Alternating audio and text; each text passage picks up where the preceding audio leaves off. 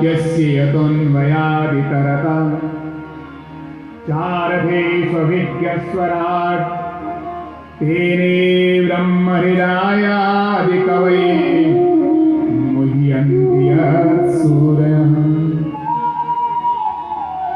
तेजो वारिमृदां यथा विनिमयं यत्र त्रिसर्गो मृषा धाम्ना स्वेन सदा निरस्तकुहकं सत्यं परं धीमहि। प्रथम श्लोक जन्माद्यस्य यतोऽन्वयादितरतः। जो श्रीमद् भागवत का ग्रंथ का जो निर्माण वेद व्यास जी ने किया, इसकी अब वेद व्यास जी को आखिर आवश्यकता क्यों पड़ी श्रीमद् भागवत के निर्माण करने की? इससे पूर्व वेद व्यास जी 1 लाख श्लोकों का महाभारत की रचना कर चुके हैं। शत सहस्त्री महाभारत की रचना कर दी, ब्रह्मसूत्रों की रचना कर दी, वेदों का 4 भाग कर दिया अलग अलग।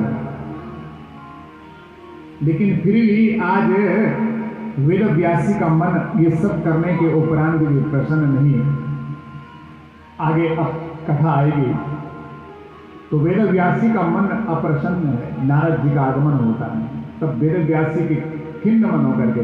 इसलिए वेद व्यासी का जब हमारा मन खिन्न होता है ना, या जब हमारे मन के अंदर कोई वेदना होती है, तो उस वेदना में, उस करुणा में जब हमारा मन दुखी रहता है, उस दुख के कारण हमारे मुख से जब शब्द निकलते हैं तो लास्ट में यही होता है, हे प्रभु, हे मां, अब मत लो परीक्षा, बस करो, बहुत हो गया, अब शरीर की सामर्थ्य भी समाप्त हो गई, सहन करने की शक्ति भी क्षीण हो गई। उस असहाय अवस्था में, उस वेदना की अवस्था में, उस दुख की अवस्था में मुख से निकलने वाले जो शब्द हैं वो वेदनामय होते हैं, वो भावमय होते हैं। जो वेद व्यासी उस खिन्न मन होकर के, उद्विग्न मन होकर के और श्रीमद् भागवत ग्रंथ की रचना करने लगे, तो दग्धाक्षर से और श्रीमद् भागवत का, क्योंकि मन जल रहा है, मन तड़प रहा है वेद व्यासी का भी, इसलिए उस तड़पते मन रूपी बुद्धि के द्वारा जब मुख से शब्द निकले तो जकार अक्षर, जो अक्षर से स्फुटित होकर के उस स्तुति गायन हुआ। ये जो जकार है हमारे संस्कृत व्याकरण के अंदर, यह जो अक्षर है, मैं जो कल आपको बता रहा था, जो के ऊपर ये जो जकार अक्षर है, जैसे हम लोग अपने घर में जेठा बन करके, ज्येष्ठ बन करके, ये जेठानी बन करके, ये जो अक्षर है, ये बड़ा अद्भुत अक्षर है। ऐसे वेद व्यासी का मन आज दग्ध है, इसलिए उनके दग्ध मन से, दग्धाक्षर से और श्रीमद् भागवत की उत्पत्ति होती है। जन्माद्यस्य यतोऽन्वयादितरतः, उस परम ब्रह्म परमात्मा की स्तुति करने लगे, जो जन्म, स्थिति और लय से जो परे है, जिसका न कभी जन्म होता है, जिसकी न कभी उत्पत्ति होती है, जिसका न कभी पालन होता है, जिसका न कभी अंत होता है, ऐसे वो परब्रह्म परमात्मा की स्तुति गाने लगे वेद व्यास की। क्या कहते हैं अंतिम में? सत्यम परम धीमहि। श्रीमद् भागवत का जो शुभारंभ है वो सत्य से शुरू होता है, मध्य भी सत्य से, और श्रीमद् भागवत का समापन भी जब 7वें दिन की कथा आप लोग सुनेंगे तो सत्यम परम धीमहि। इसलिए प्रभु प्रेमियों, श्रीमद् भागवत की कथा वो सत्य से ही शुरू होती है और सत्य से उसका अवसान होता है। क्योंकि वेद व्यास बाबा तुलसी भी अपने मानस में लगते हैं क्या कि धर्म न दूसर सत्य समाना, धर्म न दूसर सत्य समाना।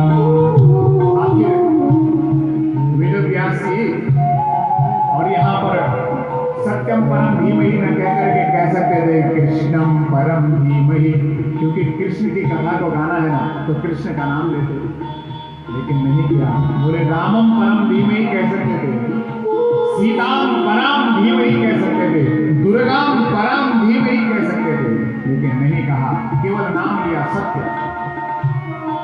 तो जो श्रीमद् भागवत का ग्रंथ उद्घोष करता है कि यह किसी धर्म विशेष का ग्रंथ नहीं, यह किसी संप्रदाय विशेष का ग्रंथ नहीं, ये किसी जाति विशेष का ग्रंथ नहीं, अपितु यह अखिल भुवन का ग्रंथ है, इसलिए सत्यम परम धीमहि कहा।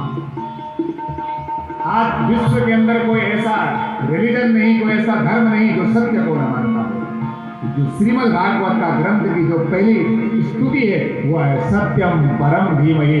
हम उस परम सत्य का ध्यान करते हैं, हम उस परम सत्य का वर्ण करते हैं, उस परम सत्य की प्राप्ति करना हम चाहते हैं। यहाँ पर बड़े सुंदर श्लोकों में, 3 श्लोकों में यहाँ पर वेद व्यासी ने मंगलाचरण किया कि धर्म प्रोन्जित के प्रवोत्र परमो निर्मत्सराम सताम वेद्यम वास्तवमत्र वस्तु शिवदम तापत्रयोन्मूलनम। उस सत्य का वर्ण करना, उस सत्य का ध्यान करना, और धर्म कैसा करना, कर्म कैसा करना, ऐसा धर्म करना जो आडंबर से रहित हो, जो दिखावे से, जो कपट रहित हो, ऐसा धर्म करना। पूजा कैसी करना, बोले कपट रहित पूजा करना। भगवान का नाम लेना, भगवान की स्तुति गाना, उसमें कोई आडंबर, कोई दिखावा न करना। वास्तविक जैसा, वास्तविक भाव लेकर के भगवान की कथाओं का रसपान करना। भगवान के कथा के लिए, भगवान के अनुष्ठान के लिए, भगवान के व्रत उपवास के लिए वहां पर दिखावे की जरूरत नहीं पड़ती। इसलिए धर्म, श्रीमद् भागवत का शुभारंभ हो रहा, ध्यान देना मेरे प्रभु प्रेमो। इससे श्रीमद् भागवत की वास्तविक कथा कैसी होनी चाहिए, उसमें कोई दिखावटीपन नहीं होना चाहिए, कोई मिलावट न हो।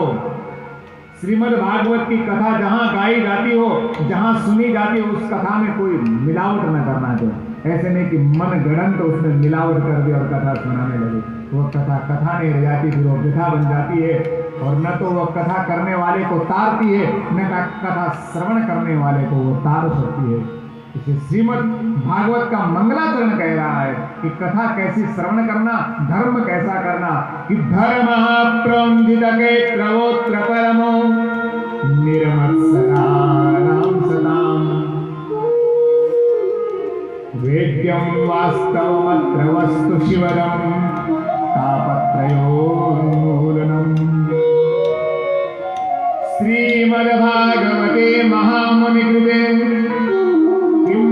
परेश्वरः सद्यो हृद्यवरुध्यते प्रकृतिः शुश्रूषुभिः तत्क्षणः। इस प्रकार निर्मत्सर होकर के, निर्लिप्त भाव होकर के, मन में कोई द्वेष न रख करके, मन में कोई दुविधा न रख करके, मन में कोई दिखावट न रख करके, कोई मुझे क्या बोलेगा, कोई मुझे क्या कहेगा, ऐसा भाव न रख करके, निर्लिप्त होकर के, निर्वैर होकर के, निर्भाव होकर के, और जो कथा का रसपान करता, सद्यो हृदय वरुध्यते प्रकृतिः शुश्रूषुभिः तत्क्षणः। आखिर हम ये कथा श्रवण कर रहे हैं किस वस्तु के लिए कथा श्रवण कर रहे हैं? क्या हम कथा इसलिए सुन रहे हैं कि हमारा पेट भरेगा? नहीं। क्या हम कथा इसलिए सुन रहे हैं कि हमारा, नहीं, ध्यान से सुनना पड़ेगा। ये कथा किसलिए सुनी जा रही है? कि जिससे हमारा जीवन का कल्याण हो, जिससे हमें अच्छे फल की प्राप्ति हो, जिससे हमें भगवान की भक्ति प्राप्त हो, भगवान की कृपा हमें प्राप्त हो, इसलिए हम कथा का श्रवण कर रहे हैं।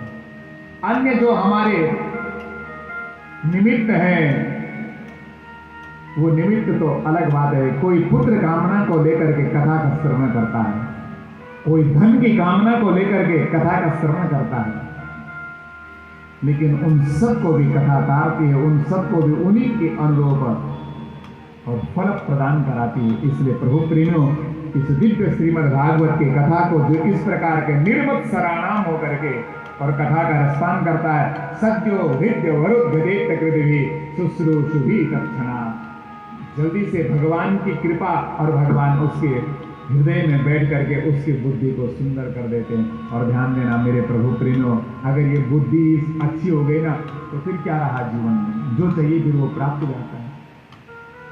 अगर बुद्धि बच्चे ने अच्छे ढंग से लगा ली तो जीवन अपना सुंदर बना सकता है, और बुद्धि अगर बच्चे ने अपने गलत कामों में लगा दी तो पूरे जीवन को फिर बर्बाद भी करा सकता है।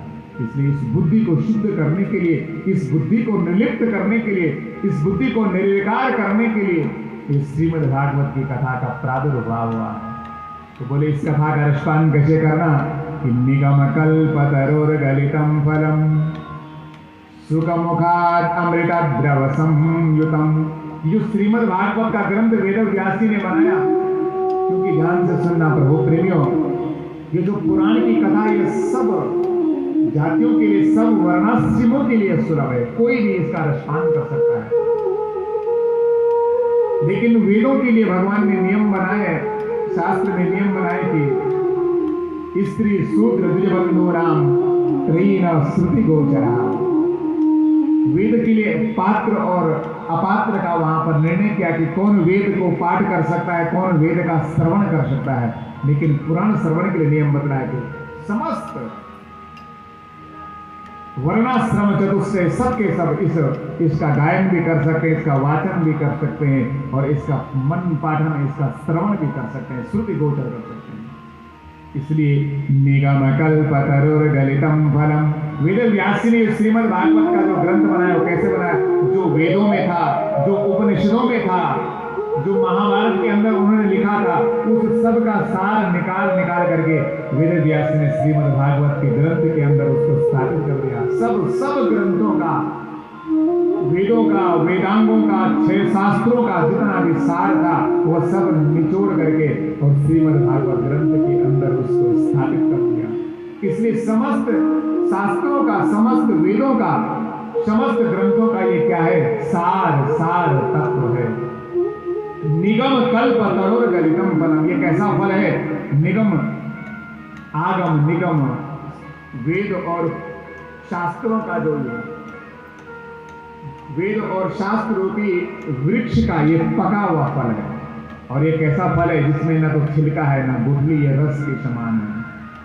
इससे श्रीमद् भागवत की कथा का क्या करना? श्रवण न करना। बोले श्रवण न करना? बोले हाँ, श्रीमद् भागवत का मंगलाचरण कह रहा है कि निगम कल्पतरोर्गलितं फलम। ये कैसा? ये तो फल है। बोला ये श्रीमद् भागवत रूपी ग्रंथ ये क्या है? ये फल के समान है।